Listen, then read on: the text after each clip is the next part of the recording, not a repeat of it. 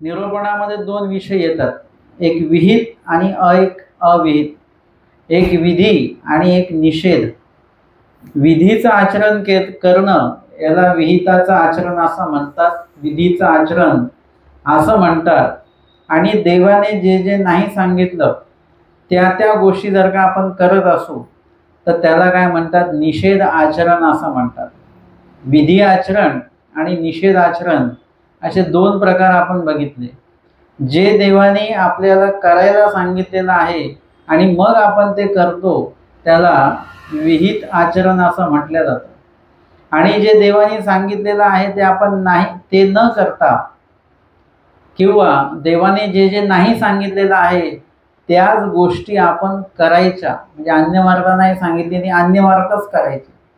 स्मरण सांगितलेलं आहे, स्मरण जे आहे तो विधी सांगितलेला आहे, त्याहीपेक्षा आपण इतर काहीतरी अविधी करत बसतो, म्हणजे जे जे नाही सांगितलं ते करणं त्याला निषेध आचरण असं म्हणतात।